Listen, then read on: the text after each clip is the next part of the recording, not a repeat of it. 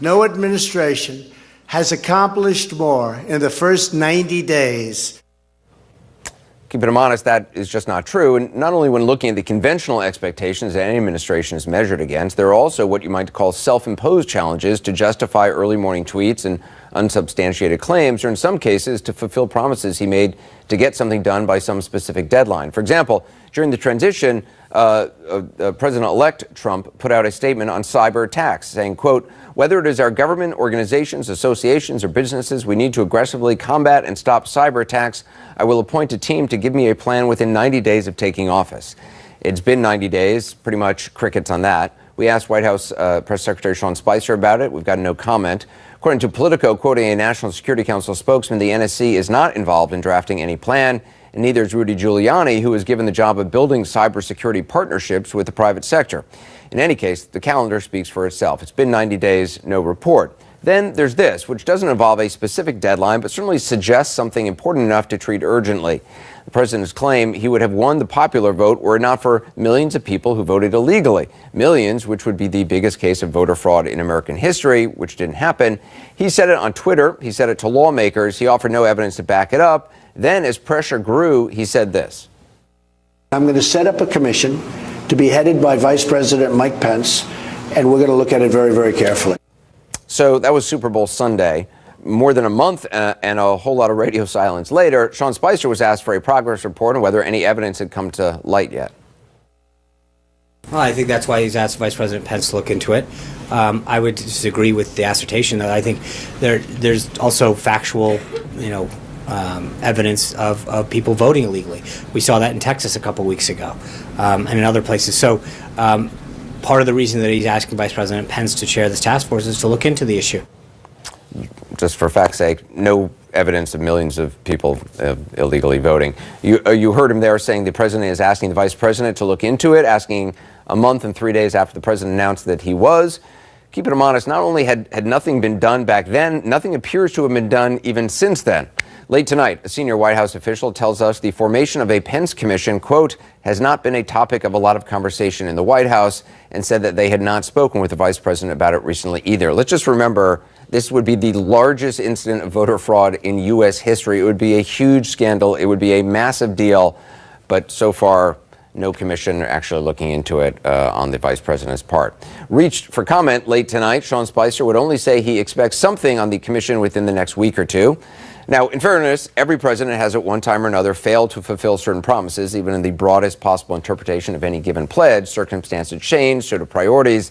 That said, it's hard not to see at least some of this as the White House simply making big promises or the president making promises while hoping we don't notice the lack of actual follow-through.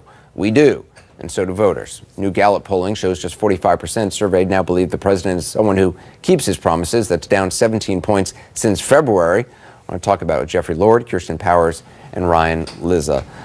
Jeff, I mean, do you see these as a number of promises not delivered on, promises not even pursued? I mean, isn't the voter fraud thing such a major allegation that if you say you're going to set up some sort of a commission? I think that there's room for some honest criticism here, but I think there's also things going on. For instance, with the cyber task force, that's being headed by former Mayor Giuliani, and it's my understanding that they have been pulling together white papers on the subject. They have a staff person assigned to it. They've not yet reached out to government agencies on this, but they are getting their ducks in a row here to do 90 days was what the president said. Right, I understand, but it is underway.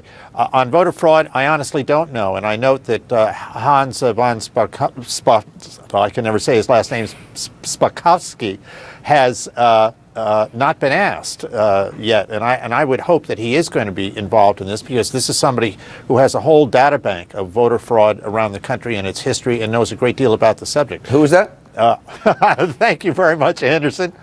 Hans von Spakovsky okay. from the Heritage Foundation. Sure, okay. Kirsten, what do you make of this? I mean, is this just, it does seem like, the president says things and has, throughout his career as a developer said things, and the more he says them, people start to believe they're true. But as president, when you say you're going to do something and then it just never materializes, it does, after a while, raise some questions. Yeah, I mean, look, I do think that Donald Trump makes a lot of promises, and he does sort of He's very hyperbolic, and he says a lot, makes a lot of promises. If you look at the promises he made for his first 100 days, he sort of casts it as though this has been the greatest first 100 days of any time. And in fact, when you look at what's actually happened, frankly, very little has happened by historical standards. I mean, even if you look, he has no major piece of legislation. The main thing he said he was going to do with Obamacare, repealing Obamacare, hasn't happened. They are trying to make it happen in the first 100 days, but hasn't done it. Most of the, he's signed a lot of executive orders. A lot of them are undoing things. They're not even creating new initiatives. They're just undoing initiatives that the Obama administration did. So I think he made a lot of promises and unfortunately hasn't really been able to deliver on a lot of them. Ryan, I mean, the fact of the matter is President Trump has spent his life making big pronouncements about himself, his wealth, his company. So doing that during his presidency, I mean, it shouldn't be all that surprising. Yeah, that is true. I mean, he does have a bit of a history of over-promising and under-delivering, which often what White Houses do in the first 100 days is they try and do the opposite. They try and set expectations a lot lower.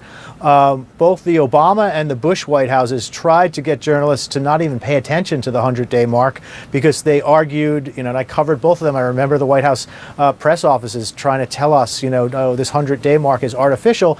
And the truth is they have a good point to that, right? The 100-day mark comes out of the FDR's administration. We're in the middle of a major crisis, and he had massive goodwill in Congress. He could have, passed anything he wanted. So his 100 days was incredibly energetic, and he did a lot.